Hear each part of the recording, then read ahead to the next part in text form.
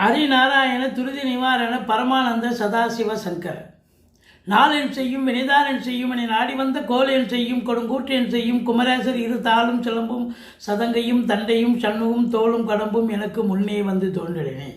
ஓம் அனுமந்தாய வித்மகே வாயு புத்திராய தீமகே தந்தனோ மாருதி பிரச்சோதித்தார். பட்டீஸ்வரம் ஸ்ரீ விஷ்ணு துர்க்கையே போற்றி. உலகெங்கிலும் வாழ்ந்து கொண்டிருக்கும் ஸ்ரீராம் ஆஸ்ட்ரோ யூடியூப் சேனல் நேயர்களுக்கு டாக்டர் சைதை ராஜாவின் அன்பான வணக்கங்கள். நாம் இப்பொழுது இந்த எபிசோடில் வார ராசி பலன்களை பார்க்க போகிறோம். ஜூலை 27 முதல் ஆகஸ்ட் 2ஆம் தேதி வரைக்கும் கிரகங்கள் எப்பேற்பட்ட பலனை ஒவ்வொரு ராசிக்கும் வழங்கப் போகிறது என்பதை பார்க்கலாம் வாங்க. இந்த வாரம் முழுவதும் வளர்பிறை நாட்களே. எங்களுடைய சேனலை பார்த்து கொண்டிருக்கும் அன்பர்கள் இதுவரைக்கும் சப்ஸ்கிரைப் செய்யாதவர்கள் சப்ஸ்கிரைப் செய்து கொள்ளும்படி கேட்டுக்கொள்கிறோம். ரைட் சைடில் சப்ஸ்கிரைப் இருக்கும், பெல் பட்டன் இருக்கும், ரெண்டுத்தையும் ப்ரெஸ் பண்ணிங்கன்னா அடுத்த நொடியே எங்களுடைய வீடியோ உங்களை நோக்கி வர துவங்கிவிடும். வாங்க ராசிக்குள் செல்லலாம். மீனராசி அன்பர்களுக்கு வணக்கம். மீனராசி காலபுருஷனுக்கு 12வது ராசி. குரு பகவான் ஆட்சி பெறும் வீடு. இப்பொழுது குரு பகவான் எங்கே இருக்காருன்னா 4ஆம் இடம் மிதுனத்தில் இருக்கிறார். அந்த வீட்டு அதிபதி புதனோடு இருக்கிறார். சிறப்பாக சுக்கிரனும் இணைந்திருப்பது மாபெரும் சிறப்பு. இந்த மீன ராசியில்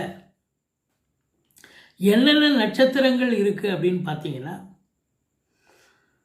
பூரட்டாதி 4ஆம் பாதம், உத்திரட்டாதி, ரேவதி நட்சத்திரம் இருக்கிறது. இந்த வார கிரகங்கள் ராசிநாதன் 4ஆம் இடத்துல இருந்து 10ஆம் இடத்தை பார்க்குறார். சூப்பர். 7க்குடையவன் 4ல் இருக்கார். அது அவருடைய வீடு தான் 4ஆம் இடமும். குருவோடு இணைஞ்சிருக்கிறது இன்னும் சூப்பர். இதில் 2க்கும் 9க்கும் ஆதிபத்தியம் பெற்ற செவ்வாய் பகவான் 7ல் அமர்ந்து 2ஆம் இடத்தை பார்த்து கொண்டிருக்கிறார். 12ல் ராகு, பிரம்மாண்ட நாயகன் ராகு இருக்கிறார். குரு பார்வையில் இருக்கிறார். இப்படி கிரகங்களுடைய சஞ்சார நிலைகள் மிக மிக சிறப்பாக இருப்பதால் இந்த மீன ராசியில் பிறந்த அன்பர்களுக்கு இந்த வாரம் சுமாராக இருக்குமா, சூப்பராக இருக்குமா? சூப்பராக இருக்குங்க. சுமாராக இருக்கிறதுக்கு கிரகங்கள் எதுவும் சுமாராக இல்லை, சூப்பராக சஞ்சாரம் செய்கிறது. சனி பகவான் ஒருவரை தவிர. சனி பகவான் தான் உங்களுக்கு ராசியில் அமர்ந்திருக்கிறார். இப்போ ராசியில் சனி பகவான் இருக்காருன்னு சொன்னால் 19 வயசுக்கு உள்ளே இருக்கக்கூடிய பிள்ளைகள், ஆணாக இருக்கட்டும் பெண்ணாக இருக்கட்டும், படிப்பு சரியாக வராது, மந்திச்சு விட்ட மாதிரி இருப்பாங்க. படிப்பை தவிர மீதி எல்லாம் பண்ணுவாங்க. மார்க்கு ஸ்கோர் பண்ண முடியாது. 19 வயசுக்கு மேலே இருக்கக்கூடிய பிள்ளைகளுக்கு யாராக இருந்தாலும் சரி அற்புதம். அதாவது டென்ஷன் இருக்கும். முதல்ல 5 வருஷம் ரொம்ப டென்ஷனாக இருக்கும். படாத பாடப்படுவாங்க. ஐயோ அம்மா அப்படின்னு பயங்கர வலி, நரக வேதனைன்னு சொல்லணும் அந்த 7 சனியெல்லாம். முதல் 5 வருஷம். ஆனாலும் கடைசி 2.5 வருஷம் சூப்பராக ஜெயிக்க முடியும். இதுதான் வாழ்க்கை, இதுதான் பாதை, இதுதான் பயணம்னு ரூட்டு காமிச்சு கொடுத்துட்டு போவார் சனி பகவான். அற்புதமாக நீங்கள் அதை ரோட்டில் நீங்கள் பயணம் பண்ணலாம். அந்த அளவுக்கு சனி 2வது சுற்று அருமையான சுற்று அப்படின்னு சொல்லணும். அப்போது இந்த மீன ராசியில் பிறந்த அன்பர்களுக்கு இந்த சனி பகவான் இப்போ எப்படி இருக்கார் அப்படின்னு பார்த்தீங்கன்னா, வக்ரமாக இருக்காருங்க. சனி பகவான் வக்ரமாக இருந்தால் முன்வீட்டு பலனை செய்வார். 7 சனி இப்போ அவருக்கு ஜென்ம சனியாக இருந்தது, இப்போ விரைய சனியாக மாறுகிறது. அவ்வளோதான். 1லேருந்து இப்போ 12க்கு போயிட்டால் விரயம். அவ்வளோதான். அப்போ விரயத்தை கொண்டாந்து கொடுக்கும் உங்களுக்கு. எச்சரிக்கையாக இருக்கும். திடீர்னு இந்த விரயம், இந்த செலவு, அந்த செலவுன்னு இப்போ மாலை வரையாக உங்களுக்கு செலவு கொண்டாந்து விடுவார் இந்த சனி பகவான். எச்சரிக்கையோடு இருங்க. அது மட்டும் இல்லை, இளைய சகோதர சகோதரிகள் இருந்தால் அவங்களுக்கும் உங்களுக்கும் பிரச்சனை வரும். எடுக்கிற காரியங்கள் ஃபஸ்ட் அட்டெம்ப்ட் ஃபெயிலியர் ஆகும், அடுத்த அட்டெம்ப்ட் தான் சக்ஸஸ் ஆகும். இந்த 2க்குடைய செவ்வாய் 7லிருந்து 8ஆம் பார்வையாக 2ஆம் இடத்தை பார்க்கிறார். தனகாரகன், அதாவது தனஸ்தானாதிபதி. தனஸ்தானாதிபதி தனஸ்தானத்தை பார்ப்பது மிக மிக சிறப்பு, மாபெரும் சிறப்புன்னு சொல்லணும். அப்போ குடும்ப மேன்மை, பொருளாதார மேன்மை நிச்சயமாக இருக்கிறது அப்படின்னு சொல்லக்கூடிய ஒரு அமைப்புங்க. மொத்தத்தில் பார்க்கும் பொழுது உங்களுக்கு இந்த மீனராசியில் பிறந்தவர்களுக்கு குடும்பத்தில் அமைதி, நிம்மதி, சந்தோஷம், குதூகலம் ஏற்படக்கூடிய ஒரு தருணமாகத்தான் இது விளங்கும் என்று சொன்னால் மிகையாகாது. பணம் பல வகையில் இருந்து வரும். 4ல் சுக்கிரன் இருக்கார், குரு இருக்கார், புதனும் இருக்கார். மாத்திருஸ்தானம் என்று சொல்லக்கூடிய இடம். தாய் வழி சொந்தங்களால் அனுகூலம். வண்டி வாகனங்களை வச்சு பழப்பு நடத்தக்கூடியவர்களுக்கு பழப்பு ரொம்ப நல்லா போகும். 4ஆம் இடம் அப்படின்னும் பொழுது உங்களுக்கு அதாவது அங்கே குரு புதன் இருக்கிறதால பார்த்திங்கன்னா கல்வி பயிலும் மாணவ செல்வங்கள் நல்லா படிக்கக்கூடிய தருணம் இது அப்படின்னு சொல்லணும். மற்றபடி 6ல் கேது இருக்குங்க, சூப்பருங்க. 6ஆம் இடத்துல கேது இருந்தால் எதுலேயும் வெற்றி ஸ்தானம். வெற்றி ஸ்தானத்தில் பாபகிரகங்கள் அமரணும். அமர்ந்தால் அப்படி ஒரு வெற்றி பிரம்மாண்டத்தை பார்க்கலாம். அதாவது கோர்ட்டில் கேஸ் எதாக இருந்தால் உங்களுக்கு சாதகமாக தீர்ப்பு வரும். இல்லை பஞ்சாயத்துக்கு பஞ்சாயத்து எதாவது நடந்தால் அந்த பஞ்சாயத்து உங்களுக்கு தான் வெற்றி. எதிரிகள் இருக்க மாட்டாங்க. அதே நேரத்தில் உங்களுக்கு தொழில் பண்ணுற இடத்துல அந்த யார் சொல்கிறது, சர்வன் மேல், அதாவது வேலை பார்க்குறவங்க நல்ல நம்பிக்கைக்கு பாத்திரமானவர்களாக இருப்பார்கள் என்று சொல்லலாம். மற்றபடி 7ல் செவ்வாய் இருக்குது. 7ஆம் இடம் என்பது 7க்குடைய புதன் ஆட்சி பெற்று குருவோடு இணைஞ்சிருக்கிறார். அப்போது உங்களை பொறுத்தவரையிலையும் வாழ்க்கை துணை அல்லது மனைவியால் யோக பாக்கியங்கள் கிடைக்கக்கூடிய ஒரு வாரம் அப்படின்னு சொல்லலாம். மற்றபடி இந்த பத்திரிகை துறை, மீடியா துறையெல்லாம் அங்கேருந்து சுக்கிரன், புதன், குரு 3 பேரும் 10ஆம் இடத்தை பார்க்குறாங்க. அப்போ நீதித்துறை, ஆன்மீக துறையில் ஈடுபாடு பண்ணுறவங்க, ஆன்மீக துறையில் வேலை பார்க்குறவங்க,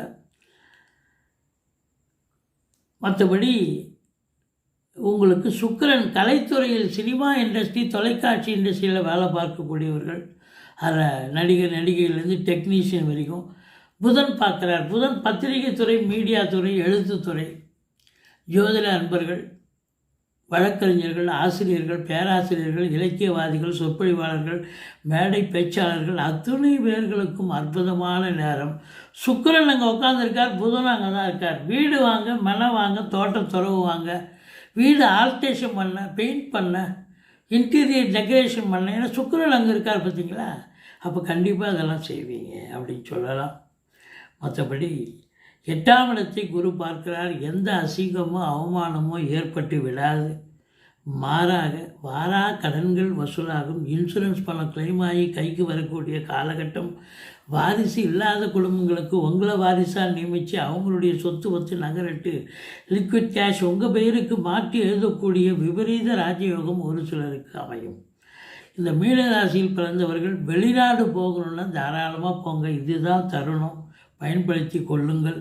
நீங்கள் ஆன்மீக பயணம், இன்ப சுற்றுலான்ற பேரில் கூட போயிட்டு வரலாம். போயிட்டு வந்தீங்கன்னா கண்டிப்பாக ஆத்ம திருப்தியும் சந்தோஷமும் கண்டிப்பாக கிடைக்கக்கூடிய நிலை. எல்லாத்தையும் விட ஒரு முத்தாய்ப்பான ஒரு விஷயம் என்னவென்று சொன்னால், 10ஆம் இடத்தை 10க்குடைய குருவே பார்க்கிறார். அப்போ குரு பார்க்க கோடி நன்மை. அப்போ தொழில், உத்தியோகம், மேன்மை சிறப்பாக இருக்கும். தொழில் பண்ணுறவங்களுக்கு தொழில் அமக்கலமாக போகும், நல்ல சம்பாத்தியம் கிடைக்கும். உத்தியோகம் பார்க்குறவங்களுக்கு மேலதிகாரி, சக ஊழியர்கள் டார்ச்சர்லாம் இல்லாமல், பின் பாயிண்ட் பிரச்சனை இல்லாமல் சந்தோஷமாக வேலை பார்த்துட்டு வீடு திரும்புவீங்க. 10ஆம் இடம் அற்புதமாக இருப்பதால் அப்போது வருமானம் சிறப்பாக இருக்கும். தொழில் சிறப்பாக இருந்தால் வருமானம் சிறப்பாக தானே இருக்கும். அப்போ நல்லா, அப்போ இப்போ செலவு பண்ணத்தானே பண்ணுவீங்க. அப்போ உங்களுக்கு சுப செலவுகள் ஏற்படக்கூடிய தருணம் இது அப்படின்னு சொல்லலாம். ஸோ ராசிநாதனுடைய நிலை 4ஆம் இடத்தில் இருப்பது சிறப்பு. தொழில், உத்தியோகம், மேன்மை கண்டிப்பாக இருக்க போகிறது. தொழில் விருத்தி, உத்தியோகத்தில் பதவி உயர்வு, ஊதிய உயர்வு, டிரான்ஸ்ஃபர், ப்ரமோஷன், இன்க்ரிமெண்ட் போன்ற சலுகைகள் எதிர்பார்த்து காத்திருக்கக்கூடிய அன்பர்களுக்கு நிச்சயமாக உங்கள் எதிர்பார்ப்பு நல்லபடியாக முடியும். வருமானம் சிறப்பாக இருக்கும். குடும்ப சூழல் சிறப்பாக இருக்கும். கணவன் மனைவி இடையே எந்த ஒரு கருத்து மோதல்கள் இல்லாமல் ஒற்றுமையாக இருக்கக்கூடிய ஒரு காலகட்டம். 7 செவ்வாய் இருந்தால் கொஞ்சம் ஸ்பீடாக பேசுவாங்க, அவ்வளோதான ஒழிய. மற்றபடி 7க்குடையவன் குருவோடு இணைஞ்சிருக்கார். அப்போது ஒருத்தருக்கு ஒருத்தர் கின்னா ஒரு அண்டர்ஸ்டாண்டிங்காக இருக்கக்கூடிய ஒரு காலம் அப்படி சொல்லலாம். 5ல் சூரியன் இருக்குது. 5ல் சூரியன் இருந்தால் பிள்ளைகளுக்கு கொஞ்சம் இடர்பாடுகள் வரும். கொஞ்சம் எச்சரிக்கையாக இருந்துக்கணும். மற்றபடி பரிகாரம் அப்படின்னு சொன்னால் இருங்க, முதல்ல 12ல் ராகு இருக்கார், அதை பற்றி சொல்லணும். உள்நாட்டு வாணிபம், வெளிநாட்டு வாணிபம், ஏற்றுமதி இறக்குமதியாளர்கள், ஷேர் மார்க்கெட்டில் இன்வெஸ்ட் பண்ணுறவங்க, speculation, online business, hotel business பண்ணக்கூடிய அன்பர்கள், இவங்களுக்கெல்லாம் சிறப்பான நேரம் காலம் என்று சொன்னால் மிகையாகாது.